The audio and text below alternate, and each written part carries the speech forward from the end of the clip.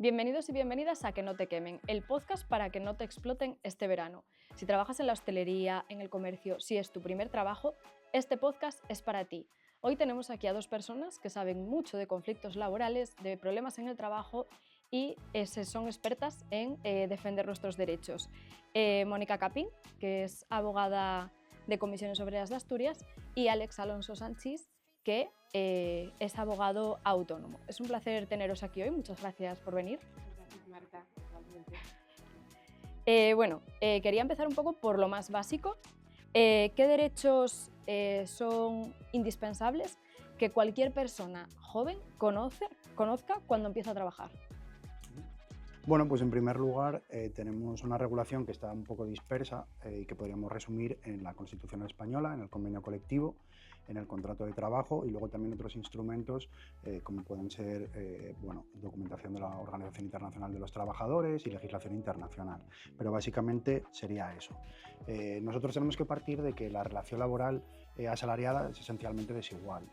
El trabajador con su trabajo siempre va a generar y aportar mucho más a la empresa de lo que la empresa y el empresario le devuelven en forma de salario.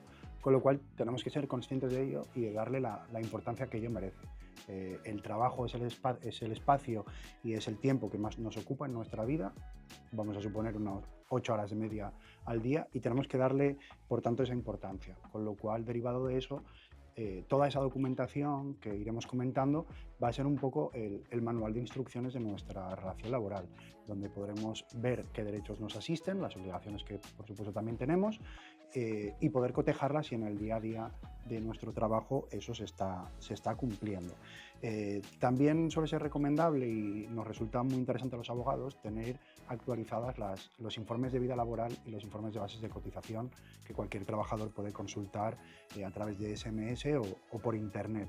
Ahí veremos, pues, por ejemplo, si el trabajador está dado de alta correctamente con el contrato que le han ofrecido a firmar y cumpliendo la jornada que efectivamente tiene, así como si hay una correspondencia entre lo que nos dicen que vamos a cobrar y lo que estamos cobrando y lo que están cotizando por nosotros. Y eso sería un poco, pues, un primer acercamiento.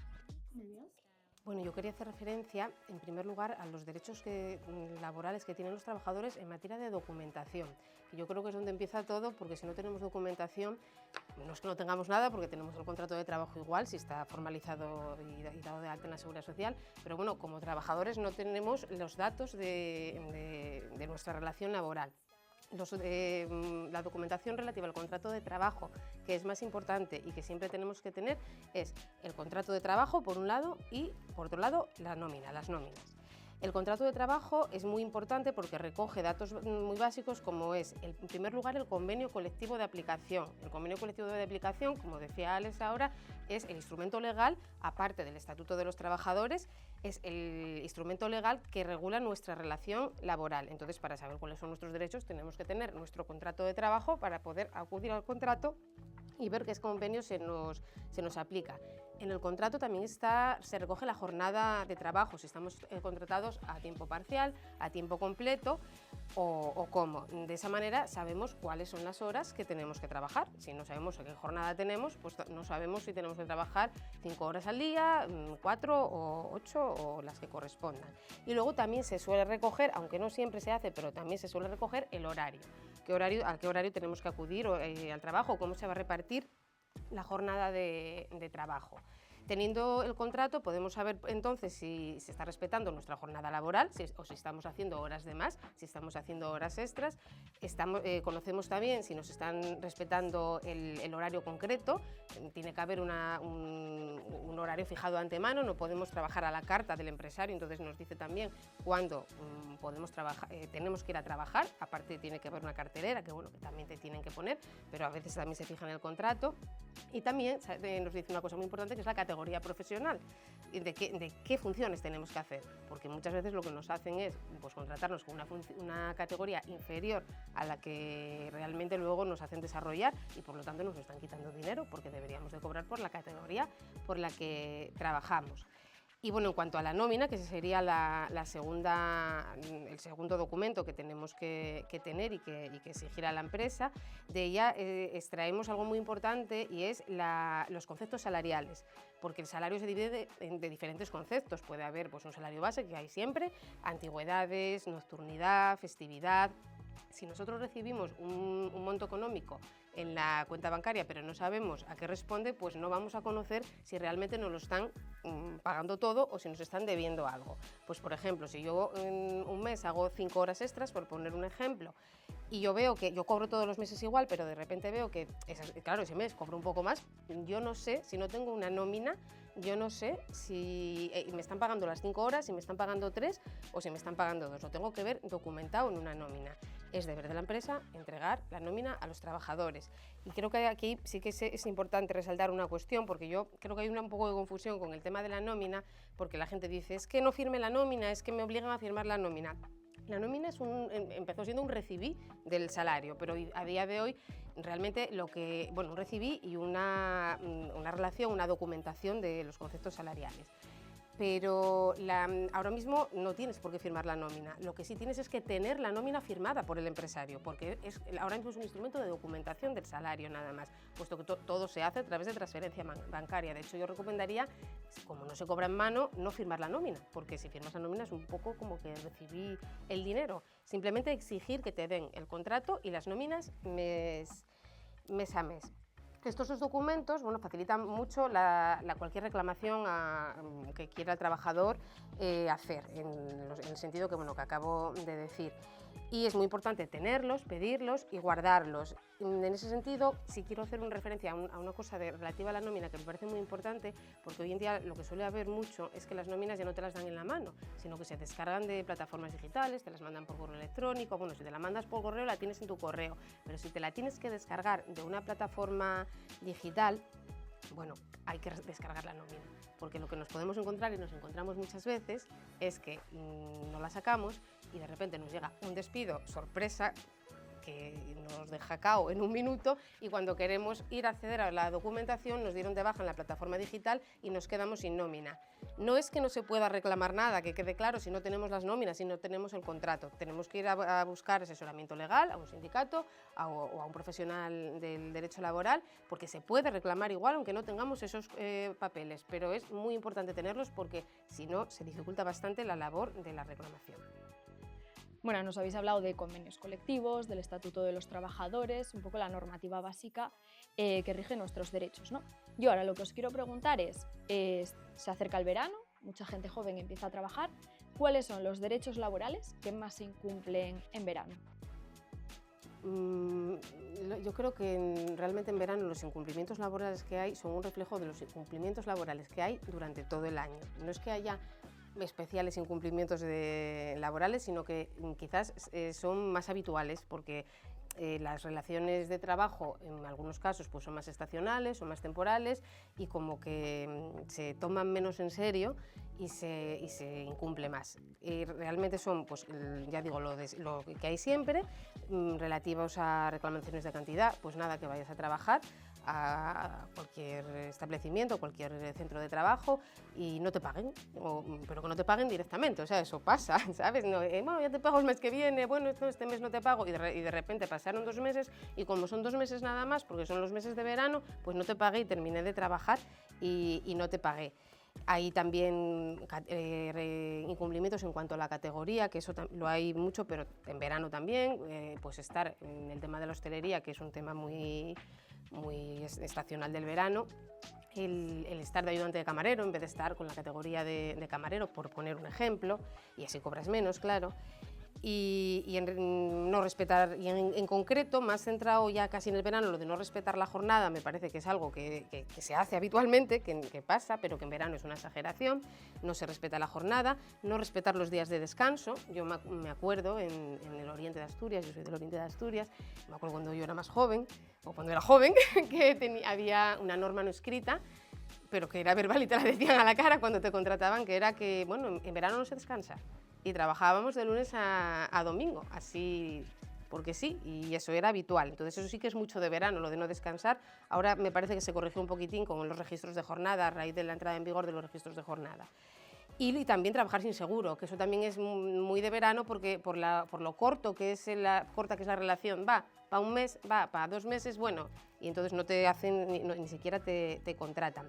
Son también habituales, entiendo, los fraudes de contratación, porque aunque sea un contrato de verano, no tiene por qué ser un contrato temporal. Entonces, a veces lo que hacen es hacer contratos de carácter temporal cuando lo que corresponde hacer es un tipo de contrato que es el fijo discontinuo, que es un contrato estacional por el cual tú tienes una relación fija con la empresa que te tiene que llamar en determinados periodos en los cuales hay actividad, pero que te garantiza tener una estabilidad de que sabes que te tienen que llamar pues, en Semana Santa, en verano, en la estación o momento que corresponda. Y eso, pues en vez de hacer eso, pues lo que se hacen son contratos eventuales por circunstancias de la producción que no corresponderían porque no es una circunstancia concreta, sino que al año siguiente se va a dar la misma circunstancia. Entonces tendríamos que tener un contrato fijo discontinuo. Sí, como comenta Mónica, es cierto que los incumplimientos laborales del verano no se diferencian mucho de lo que ocurre el resto del año. Es decir, una empresa que vulnera los derechos laborales de sus trabajadores le da igual hacerlo en verano que en invierno. Obviamente, si tenemos igual alguna característica más concreta, pues por ejemplo, en tema de prevención de riesgos, de salud laboral, vinculado pues a las temperaturas en las que a veces se desarrollan algunos trabajos y que parece que por el hecho de hacerse en verano tenemos que normalizar y asumir qué es lo que hay, ¿no? Y obviamente eso no es así. También es una época en la que, como comentaba Mónica, aprovechamos a precarizar aún más las relaciones laborales, ¿no? Pienso, por ejemplo, en nuestra propia región, en Asturias, que aunque el clima no es tan determinante como en otras regiones, pues el sector servicios es el principal protagonista, ¿no?, de estas cuestiones en estos meses, especialmente la hostelería. Claro, todos conocemos o hemos pasado por esa etapa en la que, siendo jóvenes, pues en verano dejábamos nuestros estudios, la universidad se paraba, por ejemplo, y buscábamos un trabajo, pues bien porque había que ayudar en casa o bien para tener unos pequeños ahorros el resto del año o para querer irnos de vacaciones pues en agosto, ¿no? Y aprovechamos a trabajar en julio. Claro, como es algo puntual y que percibimos como un complemento, pues a veces no le damos la importancia, y mucho menos las empresas, de que eso es efectivamente un trabajo de menor duración, puntual, como queramos, pero es una relación laboral. Y a veces nos encontramos como que esto es percibido como una especie de voluntariado, de complemento, de ayuda, y en absoluto es así. Por ejemplo, podemos hablar de la Feria de Muestras de Asturias, de chiringuitos de playa, de puestos de socorrismo y demás, que suelen emplear a jóvenes que precisamente por esa visión de complemento, pues aceptan una serie de trabajos y se les imponen una serie de condiciones que son totalmente ilegales. Ahí aparece, por ejemplo, las faltas de alta en la Seguridad Social, por ejemplo, porque, claro, si te voy a tener 5 días en un chiringuito de playa y encima tus amigos te vienen a ver en un parón y demás, pues bueno, esto es un poco de andar por casa y te voy a pagar en un sobre cerrado y aquí paz y después gloria. Y claro, eso no puede solventarse así, es una relación laboral o debería ser una relación laboral y como tal hay que tratarla.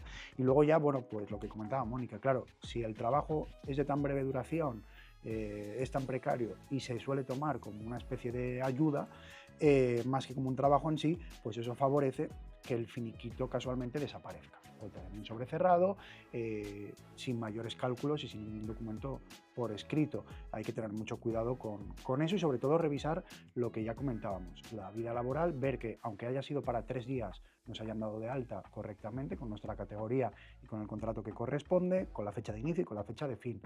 Es decir, si ya un joven aprovecha el verano, un periodo que debería ser de descanso y de mayor disfrute del tiempo libre, lo tiene que dedicar a trabajar durante esas fechas, pues que encima no nos tomen el pelo y que no conculquen aún más nuestros derechos laborales. Perfecto. Bueno, comentáis entonces que al final los incumplimientos laborales son más o menos los mismos a lo largo del año, pero que en verano se ven más o se utilizan más. Entonces, sabiendo esto, ¿qué errores básicos cometemos la gente joven cuando empezamos a trabajar? Bueno, pues yo creo que primero, antes de ser críticos, también tenemos que ser un poco autocríticos. Y como trabajadores tenemos que saber que un espacio que ocupa el mayor tiempo de nuestras vidas, antes que el ocio, el tiempo con la familia y el descanso casi, tenemos que dedicarle la importancia que merece. Con lo cual, bueno, a veces por una falta de desconocimiento, por falta de experiencia en el propio mercado laboral, pues como que flexibilizamos un poco, ¿no?, esa importancia que le damos. Entonces, bueno, yo creo que tendríamos que volver a insistir en recopilar esa documentación. No hay que volverse loco, pero bueno, sí tener más o menos localizado y preparado, saber lo que hemos firmado en el contrato, que se correspondan lo que nos habían ofrecido en la oferta de trabajo con el contrato que hemos firmado, esas nóminas que nos tienen que dar mes a mes, ese convenio colectivo, el estatuto de los trabajadores y, bueno, no ir desde el desconocimiento a desarrollar ese trabajo, ¿no? Y bueno, y luego por otro lado, a veces nos confiamos en esa relación laboral y no reparamos en las pruebas que nos podrían servir para intentar hacer cualquier tipo de reclamación, ¿no? A veces percibimos que recopilar esas pruebas o reivindicar nuestros derechos es algo peyorativo o es algo indeseable. Y hombre, si el trabajo asalariado nos cuesta tanto tiempo y esfuerzo, lo lógico es que como mínimo podamos tener esa documentación y recopilar esas pruebas, ¿no? Me refiero, por ejemplo, a esos correos electrónicos o esos mensajes de WhatsApp comprometedores en donde tu jefe te dice que hagas algo fuera de tu horario laboral o que realices unas funciones para las que no has sido contratado, donde te indican algún retraso en el pago de la nómina o cualquier cosa. Como digo, conversaciones de WhatsApp, correos electrónicos, grabaciones de conversaciones, fotografías o vídeos del espacio donde desarrollamos nuestro trabajo para ver cuáles son nuestras condiciones de trabajo, de seguridad y demás. Entonces, bueno, pues si la relación laboral implica cierta confianza entre las partes, bueno, pues tengamos esa misma confianza para retratar realmente qué está ocurriendo en la relación laboral, no solo en los papeles, que son necesarios, sino en la realidad más allá de lo que ellos dicen. Entonces, bueno, sí que recomendaría a la gente joven el darle esa importancia que realmente tiene a todas estas cuestiones. Y bueno, con el tiempo todos vamos aprendiendo y forjándonos en la defensa de nuestros derechos. Genial. Pues mira, yo, además del error básico que comete casi mucha gente, joven y no joven, y joven más, porque lógicamente se tiene más desconocimiento de la vida en general, pero una cosa que no se puede hacer, además de no tener los documentos, la nómina y el contrato, es, por ejemplo, dejar voluntariamente el trabajo. Pues estoy agobiada, me están machacando, marchar. Hombre, yo entiendo que si estás agobiado, estás machacando, es muy fácil decir así, hablar y decir, bueno, pues quédate, pero yo creo que no se debería de abandonar el trabajo de manera voluntaria o dejar de ir a trabajar, porque una baja voluntaria supone una pérdida del empleo sin derecho a ningún tipo de indemnización y no solo eso, sino sin derecho a ningún tipo de protección social. Es decir, en el momento en que tú pides la baja voluntaria o te vas de un trabajo de manera voluntaria, tú no vas a tener derecho a paro y eso tiene que saberlo quien lo haga. Es mejor reivindicar tus derechos, hacer cumplir al empresario. Quejarte de lo que te tengas que quejar y hacer cumplir el derecho y mira, si termina siendo un despido, pues que sea un despido improcedente, porque al final te vas a terminar yendo tú por un incumplimiento de él, si no. Además, puede traer problemas incluso para el cobro de la prestación de desempleo más allá de la concreta relación laboral en la que estás, porque a veces incluso el SEPE entiende que si tú tienes una baja voluntaria y la siguiente relación laboral que tienes es muy breve, entiende que puede haber incluso un fraude en esa segunda contratación. Entonces se puede generar un problema de no tener acceso a la prestación de desempleo que bueno, no es nada deseable, te deja sin nada. Aparte de que te quita una indemnización a la que tienes derecho, porque el que está incumpliendo es él, no tú. Otro error muy común que cometen muchos trabajadores es quejarse sin dejar rastro. Cuando un trabajador tiene algún incumplimiento sufre algún incumplimiento por parte del empresario y se quiere quejar, no me refiero a pedir el contrato, pedir nóminas, que son cosas muy normales y que todo el mundo tiene asumido que lo pidas, pero bueno, ya cuando entramos en temas de incumplimientos pues de categoría o de horas extras y bueno, lo quiero reclamar, pues un error que es muy habitual es hablarlo con el empresario y no dejar ningún rastro de la reclamación. En la confianza que se pueda tener de la relación laboral. Los trabajadores tenemos un derecho que es la garantía de indemnidad. La garantía de indemnidad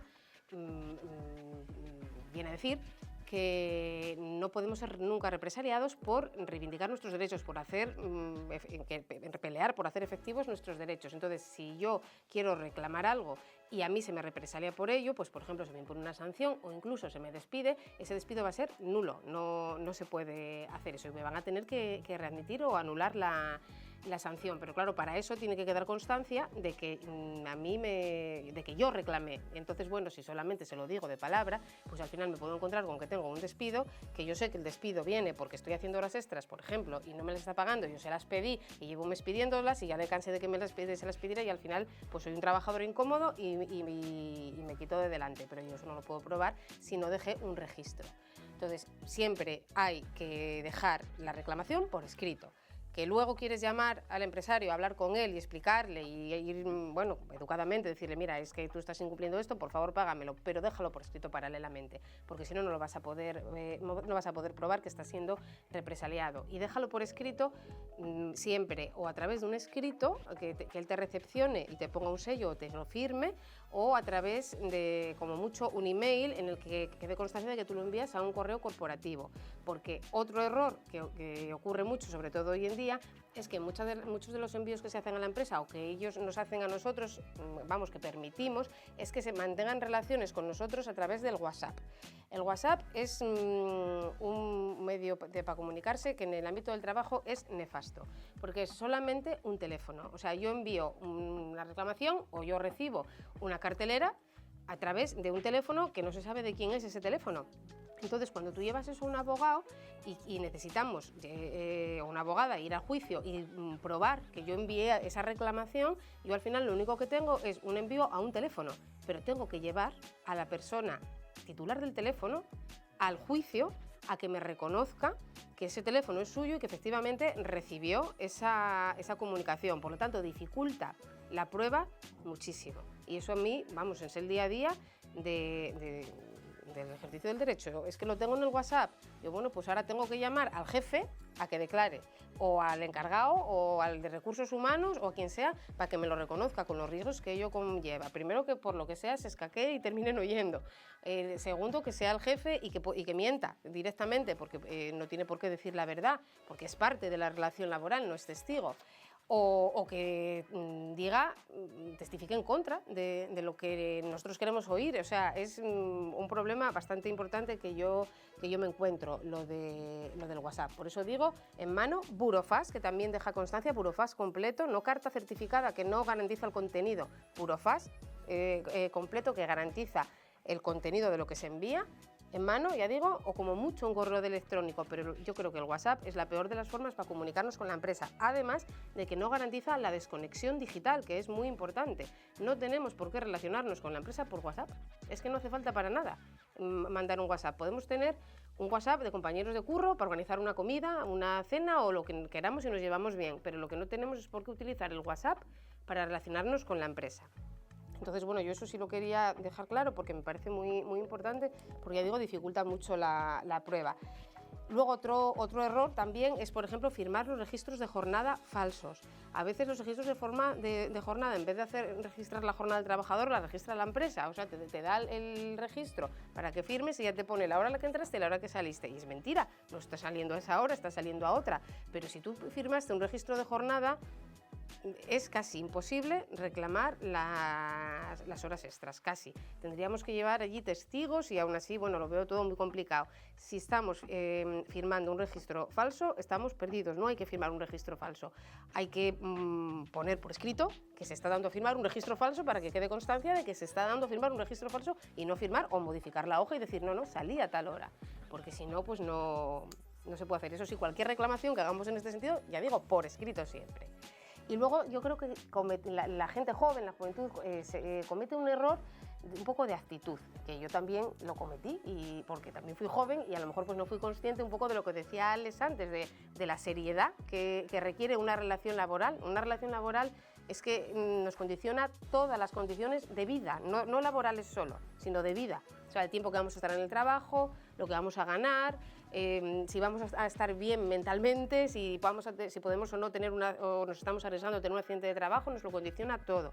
Entonces, cuando se es joven uno tiende a pensar, bueno, como es un contrato temporal, eventual, pues aceptamos condiciones a veces que de mano ya son ilegales, y que nos están ofreciendo, digo esto cogido todo con pinzas porque obviamente el responsable del incumplimiento es el empresario siempre, siempre, pero a veces como nos sentimos jóvenes, fuertes y vamos a estar aquí 4 días, pues a lo mejor decimos, bueno, pues venga, tiro y trabajo 12 horas o no descanso ningún día y yo creo que eso es un error primero porque va a condicionar las cotizaciones sociales que aunque seamos muy jóvenes luego nos vamos a arrepentir porque lo vamos a notar en la jubilación aunque la veamos muy lejana y luego porque además estamos tirando las condiciones laborales a la baja y estamos consintiendo pues, que los empresarios consigan mano de obra en unas condiciones que no son decentes y que no se deben de aceptar. Entonces siempre que se pueda yo creo que hay que decir que no cuando nos están ofreciendo ya de mano una relación laboral ilegal y salvaje, porque es que hay veces que te lo están ofreciendo ya, me refiero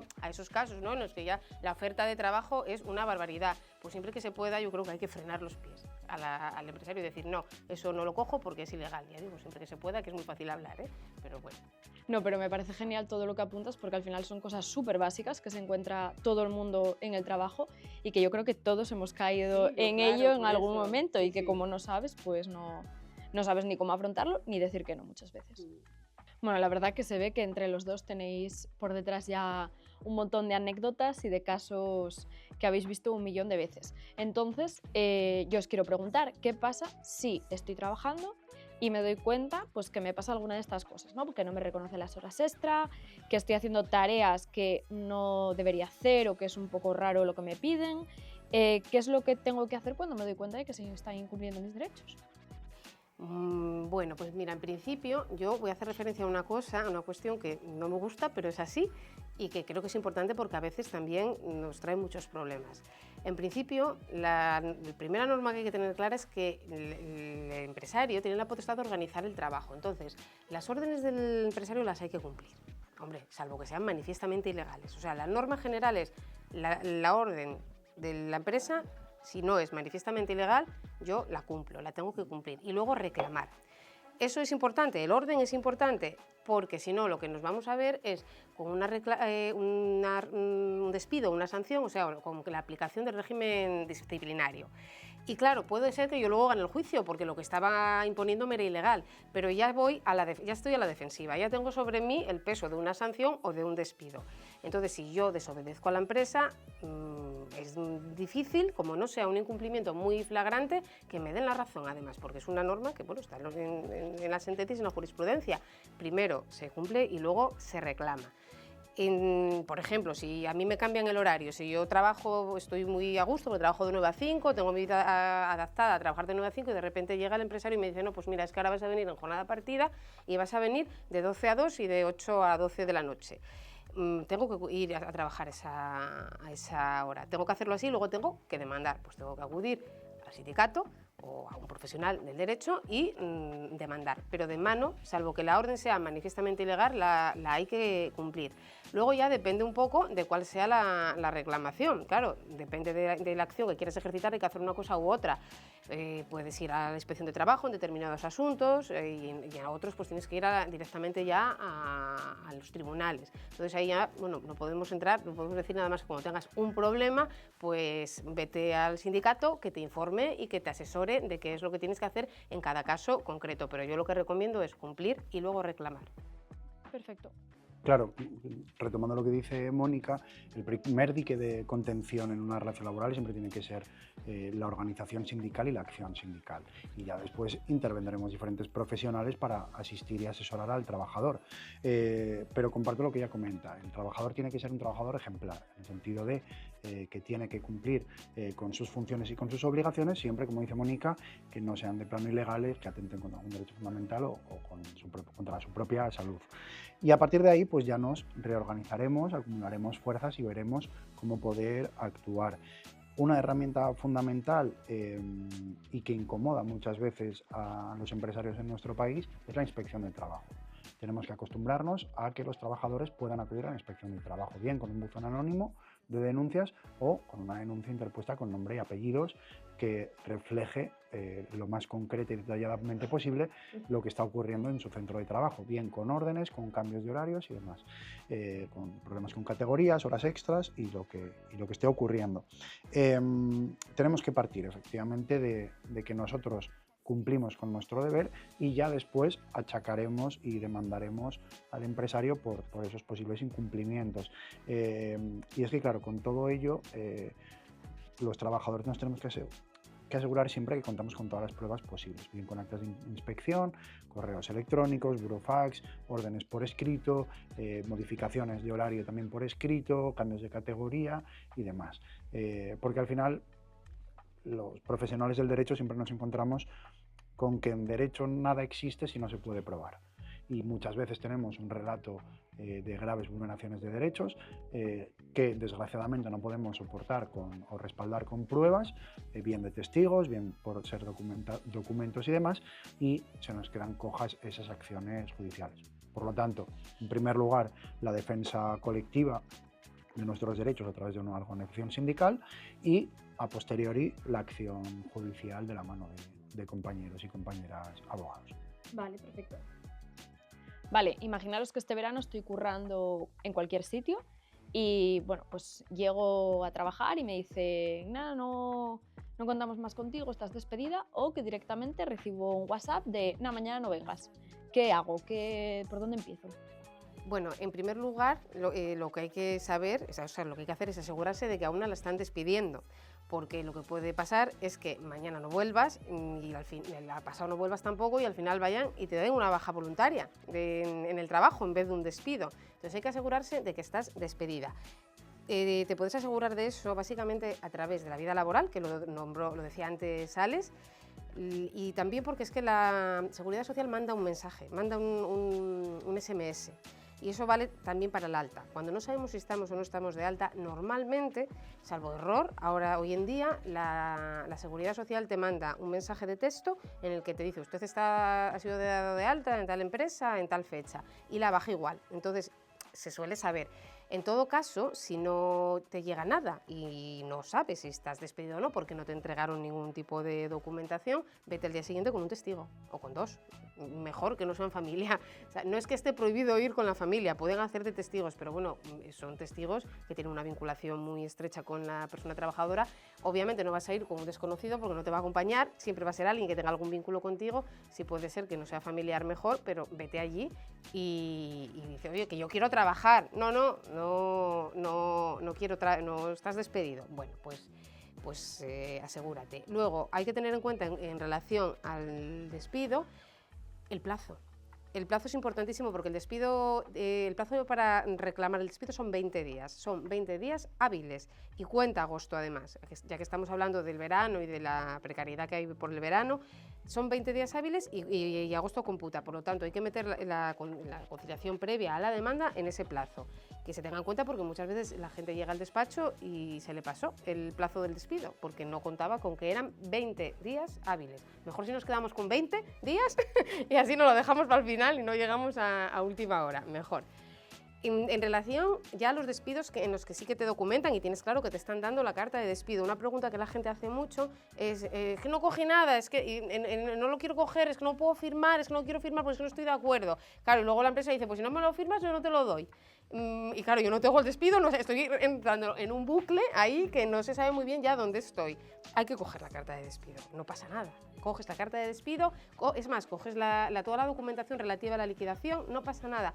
Y lo firmas, no pasa nada, y pones debajo, no conforme. Y ya está. Y firmando no conforme puedes coger cualquier cosa, porque estás firmando simplemente un recibí. Cuando tú estás firmando no conforme, simplemente estás recibiendo un recibí no conforme. Bueno, tema de liquidación, igual es mejor ni siquiera firmar, pero bueno, la carta de despido sí se puede firmar y se firma no conforme. Y aunque lo firmes porque te pones muy nervioso y yo lo sabía y al final firmé lo que me pusieron porque no te rindas, que se puede reclamar. O sea, hay mucha jurisprudencia que dice que aunque tengas firmado el finiquito, lo puedes reclamar igual porque bueno, se entiende que el trabajador está en una situación de estrés y de nervios en los que bueno, no sabe ni lo que firma ni lo que hace. Entonces hay jurisprudencia, por lo tanto intenta firmar no conforme, firmar todo no conforme y si lo firmas, ven igual al sindicato o a tu abogado de cabecera y reclama igual que se puede. Sí, yo partiría también además de algo que desgraciadamente está cada vez más a la orden del día, ¿no? Que está vinculado a la salud mental. Muchas veces cuando nos despiden, obviamente somos un manojo de nervios, claro, pero también tendemos a autoculpabilizarnos, ¿no? El primer pensamiento de un trabajador que recibe un despido es decir, algo hice mal o me lo tengo merecido. Aunque los abogados no nos dedicamos al mundo de la psicología, sí que recomendaría pues, tomar un poco de distancia e intentar mantener la calma, que muchas veces es complicado, y ser lo más frío que podamos al recibir esa noticia. Hay tiempo para estudiar, hay tiempo para ver qué acciones podemos tomar. Lo que comentaba Mónica, las comunicaciones verbales sobre despido o incluso escritas, a veces nos encontramos con que al trabajador, fruto de esos nervios, o de una encerrona en una reunión que se ha hecho sobre la marcha, se le está diciendo una cosa, pero luego se le da a firmar algo radicalmente diferente. Es muy habitual, desgraciadamente, que un empresario te esté diciendo, fírmame aquí, que así te despido, pero te arreglo los papeles del paro, pero en realidad te está dando a firmar, por ejemplo, una carta en donde tú estás reconociendo que has cometido unas infracciones que son irreales, pero que tú estás firmando. Con lo cual, como dice Mónica, siempre que nos den algo a firmar en esos momentos, aunque a veces nos parezca un poco rocambolesco, firmemos no conforme. ¿Por qué? Porque va a ser una especie de herramienta que nos va a permitir a los abogados que intervengamos después tener cierta tranquilidad a la hora de actuar en ese asunto concreto. La empresa puede darnos un documento muy enrevesado que utilice tecnicismos que no estamos obligados a manejar en el día a día, que no entendamos, o que de por sí sea farragosa, o como digo, que no se corresponda con la realidad, o que sea prácticamente un folio en blanco. Entonces, ante esos casos, hay que firmar no conforme con nuestra firma y también indicando, es interesante, el día en el concreto en el que estás firmando.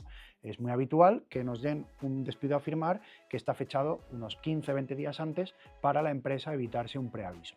También hay que tener cuidado con eso, porque podemos firmar no conforme, pero si no indicamos la fecha tendríamos complicado discutir qué día se nos ha entregado eso. Más cosas interesantes, la cuestión de las grabaciones. Muchas veces los trabajadores, la duda que tienen por lo que escuchan en medios de comunicación o por lo que han escuchado en la barra del bar, es que las grabaciones son ilegales y es completamente al revés. Un trabajador, en el marco de su relación laboral, puede grabar una conversación en donde él, con una serie de requisitos, que básicamente sería que en esa conversación intervenga él directamente, es decir, no podemos grabar conversaciones del compañero de al lado, pero sí en la que tú estás manteniendo con tu jefe, con el responsable de recursos humanos, que sean conversaciones naturales, es decir, que tú no tengas que tampoco tirar de la lengua al otro, sino que sean más o menos espontáneas y que sean para ser aportadas en un juicio, no para difundirse en redes sociales y demás. Reuniendo esos requisitos, la grabación, obviamente obtenida en secreto, porque si no, nadie te va a estar reconociendo una ilegalidad si sabe que lo estás grabando, son perfectamente legales y nos van a facilitar muchísimo el tener una herramienta de prueba que demuestre que a veces no se corresponde lo que nos están manifestando o los motivos por los que nos despiden con lo que nos están poniendo por escrito. Y bueno, también el otro documento esencial, ¿no? Tras cada despido, que es la liquidación y finiquito. Aunque hayamos trabajado solo 2 días, tenemos que tener ese documento. En ese documento veremos si hay días trabajados durante ese mes, si hay vacaciones pendientes, si hay pagas extras que tienen que ser abonadas todavía y demás. Esos documentos, pues como decía Mónica también, cuidado al firmarlos, por si están manifestando que nos los están pagando, no es así realmente, aunque es verdad que hoy en día, como los pagos se tienen que hacer a través de transferencias, no tendría mucho sentido, aunque hayamos firmado una carta que dice que nos han pagado, si eso no viene reflejado con un movimiento bancario, bueno, se va a poder discutir igualmente, pero ese documento también te lo va a poder revisar un abogado. Nos encontramos en el día a día que un trabajador te viene simplemente por un despido y cuando haces una radiografía completa de la relación laboral, ves que ya no es solo el despido, es una categoría inferior, son unas pagas que no se han pagado, etc. Entonces, ese va a ser el momento de, ya con calma y con tranquilidad, poder revisar y actuar. Al final, hoy en día es muy complicado ver un despido que se ha realizado conforme a la ley y que no adolece de algún defecto formal o material. Entonces, bueno, tenemos que animarnos a que un profesional en el sindicato nos revise eso y nos aconseje para ver qué podemos hacer para defender nuestros derechos. Pues genial, muchísima información útil, la verdad, acabas de dar para abordar cualquier despido. ¿Creéis que a la gente joven se les suele intentar incumplir más los derechos laborales o, no sé, que se vean más vulnerados sus derechos porque tenemos como socialmente aceptado que cuando eres joven tienes que pasar como una especie de mili laboral para luego poder tener un trabajo estable o creéis que es para todo el mundo igual? Bueno, pues desgraciadamente lo tenemos interiorizado y parece que eso va calando cada vez más en la sociedad. Además, en España se van implementando y asentando empresas con unos organigramas anglosajones que hacen mucho hincapié en el tiempo de permanencia en la empresa, y parece que el tiempo de permanencia en la empresa o la propiedad de un trabajador marca alguna diferencia a la hora de disfrutar de determinados derechos, y eso no es así. La legislación no discrimina en ese sentido, con lo cual no podemos aceptar esa especie de mili laboral que nos viene impuesta, que al final condiciona unas relaciones laborales que cada vez son más precarias, sobre todo entre la gente joven. Vale. Sí, tal es el caso, estoy pensando ahora así sobre la marcha, que lo tenemos tan interiorizado que incluso la verdad es que el propio Estatuto de los Trabajadores recoge dos contratos, que son el contrato en prácticas y el contrato de formación, que vienen a ser un poco eso, porque te dan menos derechos y se percibe menos remuneración. Y está totalmente normalizado. Bueno, eso es legal, eso está en el Estatuto de los Trabajadores, mientras sean contratos legales o contratos legales, nos pueden gustar más o menos, pero bueno, no podemos hacer nada, pero es que aparte de eso se va todavía más allá, porque lógicamente pues cuando eres joven pues eres más vulnerable en todos los aspectos, sabes menos, te engañan con más facilidad, y yo creo que también nosotros mismos pues relativizamos un poco, porque decimos, bueno, pues de momento para empezar, es que lo tenemos totalmente interiorizado, de momento para empezar, vaya suerte que tuve, y a lo mejor estás, bueno, con un contrato que es un desastre de contrato. En el ámbito propiamente del derecho, vamos, yo cuando empecé a ejercer, y estamos hablando de hace 15 años, o sea que no estamos hablando del pasado, sino desde ayer, todavía estaba totalmente normalizada lo que se llamaba la pasantía, que eso, bueno, viene de siglos pero siglos, que es que estás ahí y aprendiendo. Y estás aprendiendo y estás trabajando gratis. Y estaba totalmente normalizado. Ahora está un poco menos, se mejoró en ese aspecto, pero era una cosa muy natural. Y claro que es así, y lo asumimos, y a veces, bueno, pues como no tenemos experiencia, pues nos lo tragamos, nos lo comemos, y bueno, está un poco relacionado con lo que decíamos antes, ¿no? Yo creo que también nosotros tenemos que intentar hacernos un poco valer, que yo creo que es difícil, y ya lo sé, que es muy complicado, pero bueno, hay límites en todo en esta vida. Entonces, bueno, yo a lo mejor pues no me queda más remedio porque tengo que subsistir de alguna manera y salir adelante de coger determinados trabajos, pero bueno, todo tiene también un límite, y también hay que saber decir que no en algún momento, porque si no, lo que decíamos antes, tiramos las condiciones de trabajo de todo el mundo a la baja, y al final pues es un error que nos perjudica a todo el colectivo de trabajadores. Bueno, estamos llegando ya al final del programa y habéis comentado un montón de cosas y dado un montón de información, pero quería saber si hay algo más que consideréis imprescindible que toquemos hoy, algo que os hayáis dejado en el tintero y que os parezca importante comentar. Sí, yo estaba pensando antes una cosa, porque creo que, bueno, hablamos de las horas extras y de los registros de jornada, pero creo que no hice referencia a una cuestión. Las horas extras son muy difíciles de reclamar en los juzgados. Entonces, cuando nos despiden, casi siempre es cuando queremos reclamar las horas extras, y ahora vengo y lo quiero todo, porque, bueno, durante la relación laboral es más difícil por la tensión que hay con el empresario. Entonces, las horas extras las hay que probar una por una en un juzgado. O sea, hay que saber qué horas extras estoy reclamando. Yo no puedo ir a un juzgado y decir, no, es que hacía 20 horas extras al día. No, bueno, 20 al día, al mes. No puedo ir así. Yo tengo que decir, mi horario era este, yo todos los días hacía estas horas, o yo este día hice tales horas, o este festivo trabajé y no me lo compensaron. O sea, hay que decir el momento concreto. Entonces, ¿qué pasa? Primero, que la gente llega y ni siquiera se acuerda de todo, o sea, simplemente dice, hacía horas extras, dime cuáles, no me acuerdo, bueno, mira, los domingos iba a veces, no, o sea, tiene que ser, tal domingo fui, tal domingo no, tal domingo sí, es que es así, es bastante complicado. Entonces, aparte de firmar los registros reales, de verdad, no los que te mande el empresario, hay que llevar una cuenta propia de horas extras, porque si yo algún día lo quiero ir a reclamar, yo tengo que tener en una libreta, o donde sea que me sea más cómodo, qué horas extras hice. El día 16 de agosto entré una hora antes, el día 17 salí 3 horas después, o sea, eso es así, tiene que ser así. Entonces, siempre que hagas horas extras, anota las horas que haces, y luego, si te es posible, haz una foto de los registros de jornada en general, porque no es obligatorio no dar los registros de la jornada ordinaria a los trabajadores. Entonces también nos encontramos con que ni anoté las horas extras ni tengo los registros, entonces es que no te puedo reclamar las horas extras directamente. Entonces, o que no coinciden los registros con lo que yo apunté. Bueno, sería interesante tener las dos cosas, firmar, si es que se hace a través de firma, es que se hace mucho a través de firma, es verdad que también hay dispositivos electrónicos ya para firmar, pero bueno, que se extraiga, que se saque como de la manera que se pueda, pero mucha gente firma a mano, ¿eh? Yo la verdad que es lo que más me encuentro gente con los registros de jornada firmados, foto, firmo y foto, y así sé el horario que hice, si ese horario es real, y a la vez horas apuntadas en una carpeta, si no tengo registro horario o lo que sea. Eso se me quedó ahí en el tintero antes. Claro, vinculado a esto que comenta Mónica, tenemos que pensar que el registro horario es bueno que lo lleve el trabajador en una especie de diario para orientarnos primero a nosotros mismos y luego para poder explicárselo a un juez, pero el registro horario es una obligación de la propia empresa desde hace unos años, con lo cual tenemos que tener claro que la empresa tiene que llevar ese registro horario. Esa excusa de se hizo así toda la vida, aquí nunca se fichó, ya no sirve y a un juez ya no le va a servir tampoco.